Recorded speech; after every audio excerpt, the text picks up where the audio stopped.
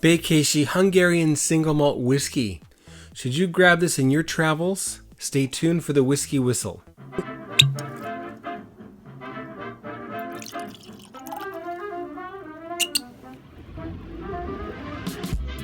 Greetings folks, Mark here from Whiskey Whistle on YouTube, sharing a little whiskey awesomeness here in Winnipeg, the center of North America, showcasing today Hungarian single malt whiskey.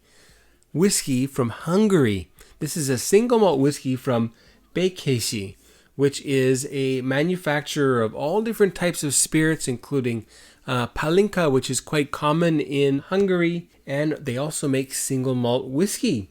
Now, this says that it's 12 years old on the box, but it's a single barrel, and interestingly, this one was distilled in, well, the bottling date is, the in-cask date is July 21st, 2003. Can you see that there?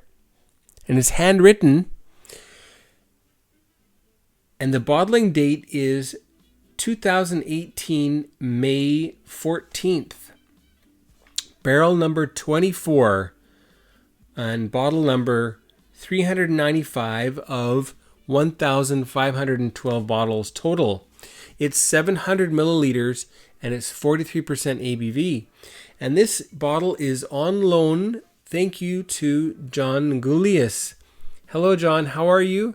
Thank you so much for this. I've shared that with a couple of people, some of whom are in the industry, and they really like it. Now, if you look online for this, Bekesi actually does not have a very good rating at all. And I think that's because it's rather misunderstood.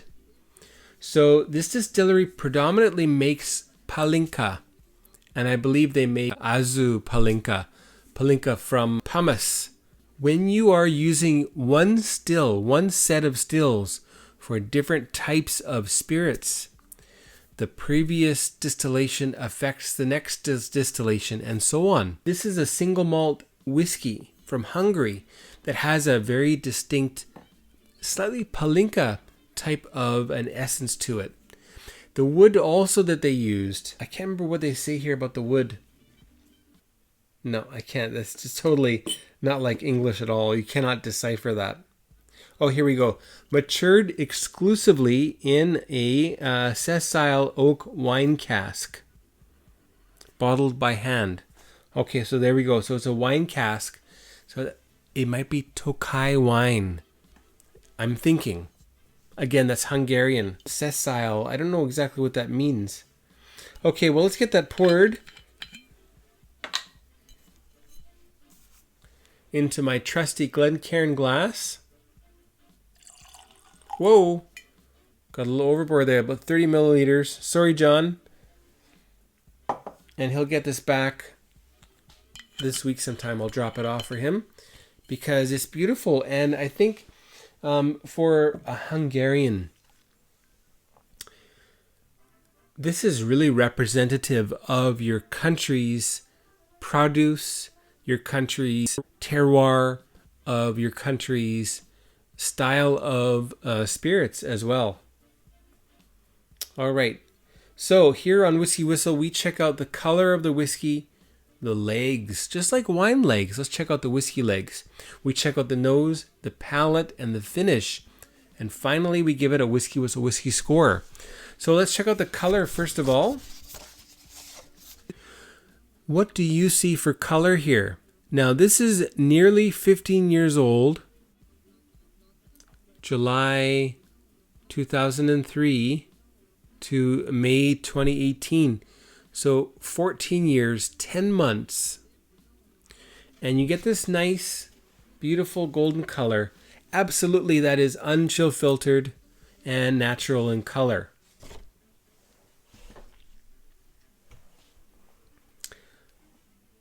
Yep, it's basically amber +1, so it's got a nice color for its age, for sure. I wonder, those wine casks, how long did the wine rest in them? The shorter the wine rests in the casks, the deeper the color will be, especially if that's a white wine. And I think that is because the wine will actually extract some color from the cask with longer maturation. So if you're looking for color influence, then you want to use, I don't know, wine that's maybe only rested in the barrel, barrels with wine that's only rested in the barrel for, let's say, a year or 2 or 3. I don't think, probably with wines, you don't really get a lot of wine that's, say, in oak for 10 years. That's unusual. Okay, so the nose, first of all. Oh, the legs. Let's check the legs out of the Bekesi. Bekesi. I don't know how to say it with an Hungarian accent. I was listening to Siri say it. Bekesi, she said. Okay, so let's check out the legs here. Okay, what do we see for legs? Medium speed. Nicely formed. The secondary drizzle legs are a little bit slower, and it certainly hangs on the glass nicely. Very nice. Okay, on to the nose. Big fruit nose. It smells a lot like fruit skins, pear skins, apple skins, pineapple skins, grape skins, white grape skins. And then when you dig your when you dig your nose in more deeply, there's a hint of vanilla in the background there. And you can tell that it's going to be a slightly sour, slightly astringent, bitter palate, a tart, astringent palate, very fruity. And my mouth is watering already because I know how this tastes.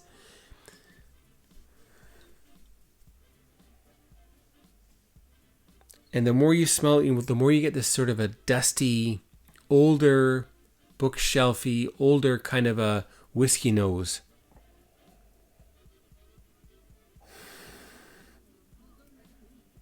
Okay, so let's get on to the palate then. Cheers, John. Cheers, everybody. Thanks again, John. Cheers.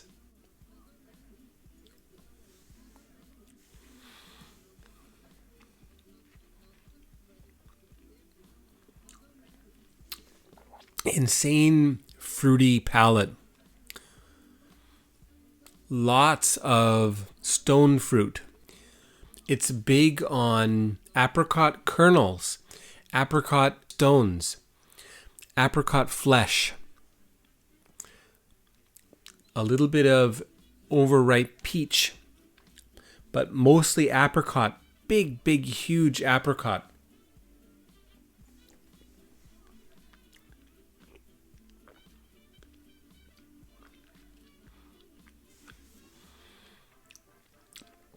It's actually very sweet, a little bit tart, slightly astringent, not that astringent.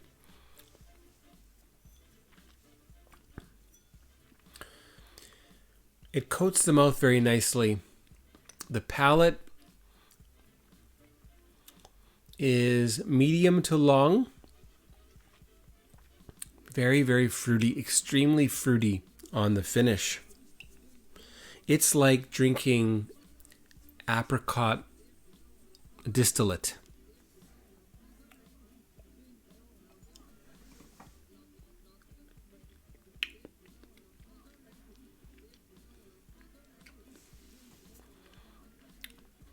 You get a little bit of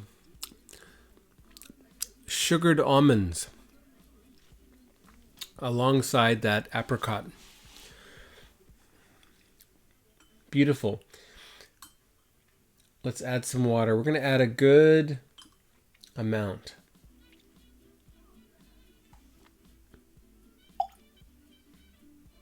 That's about 1 milliliter in there.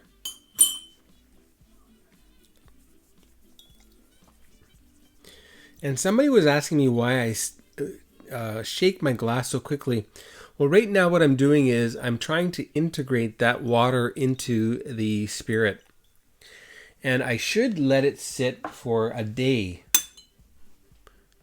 but I don't have the time. So I'm trying to accelerate that just by agitating it to make sure that it's all mixed up nicely. And you can do that with the lid of your cans from your whiskeys, or with a poker chip, or one of these challenge coins. The nose gets a bit drier.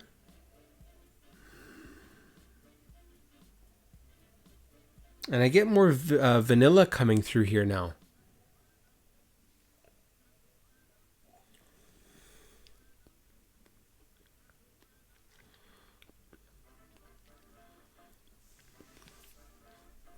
The palate also, alongside that apricot, I'm now getting a little bit of candy, hard fruit candies, vanilla,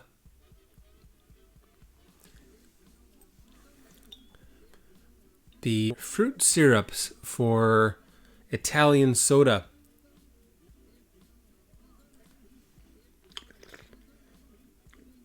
And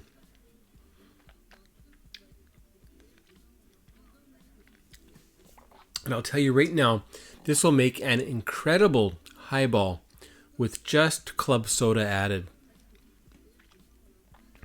Wish I had some here to try that, but I don't, and I won't do that. But I guarantee you that'll make a killer highball for the summer with no garnish. You could maybe add something like, not a citrus fruit. You could add a couple chunks of, say, pineapple or mango on a stick, or a sword, one of those little plastic swords. Does anybody use those anymore? That would be a nice garnish for that highball.